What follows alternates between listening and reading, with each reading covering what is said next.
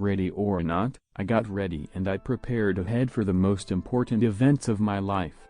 I took my time to choose the school I wanted to study, the job that was going to fit my personality, my future partner, and all the other details of my life. I was waiting for the perfect time when I could launch my projects, for the days when I could celebrate the victory after a long run. I was focused on getting things straight and I put all of my time and energy into my goals and dreams. But was I ready to fail and lose everything in one moment? Was I prepared to start over my life in a different country, with different people, and in a different state of mind? Where was that environment that taught me how to get up when I fall? Where were those supportive people around me to be there when I barely had the energy to make it through the day? I was encouraged to move forward and to forget what made me uncomfortable. But was I ready to change everything I knew in life? I met people that I thought would be in my life for a long time and I invested my time and feelings in them. Sometimes too naive to believe that the same people I loved could disappoint me the most. I added to my dream board many ideas I wanted to achieve,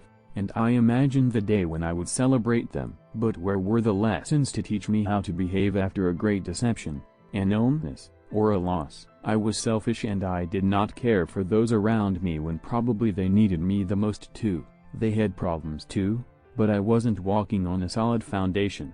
And anytime life could give me a lesson and put me in a challenging situation, was I ready to disappoint them? One day I had a family around, I had all my dreams in my pocket, and the next day I found myself naked in front of my fears. I never wished to fail, and I tried to feed my consciousness positive thoughts, but sometimes these changes had to happen. I was never prepared to lose, fail, or suffer, but it happened regardless, and in these cases, what was I doing? Nobody was prepared to lose a dear one, face war, or become ill, but these things happened, and I was too small to change them. Even for the best events in my life, I was not truly prepared, and sharing a home with someone else, their habits, and their ways of being day by day could be challenging. I was not ready either to share my body when bearing children yet was happening regardless of if I was ready or not. Important was not if I was ready, because I could never be prepared, but how I dealt with these changes in my life.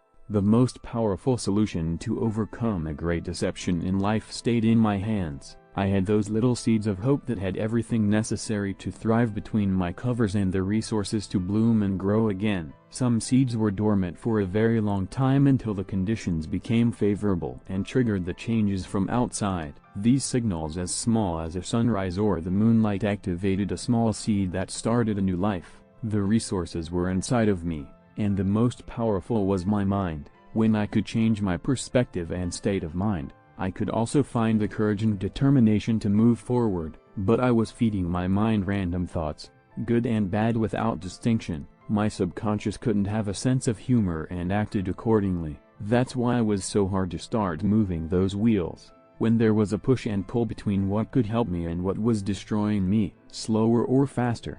Once I started to change my ideas, an avalanche of emotions came tumbling and it was overwhelming. There were too many, too hard to understand, too heavy to carry all day long. It was a process, and not an easy one, but finally, I was able to silence my thoughts for a few minutes every day. In time, with practice and patience, all the negativities would start passing by like clouds in the sky, like wind through my hair, and moved on, leaving just a cold chill behind. Meditation, prayers, or anything that helped silence my mind was valuable tools that I used in the process and the fights I had with myself.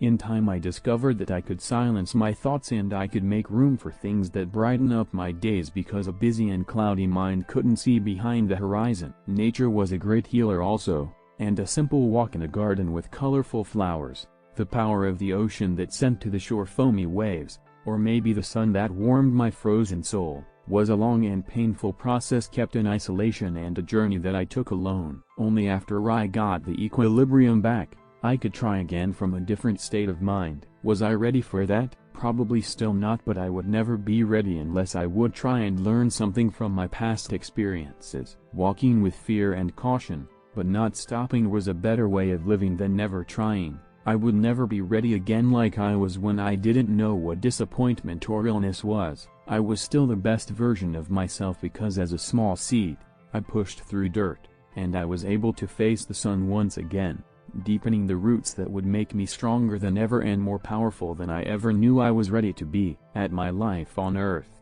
an amazing journey.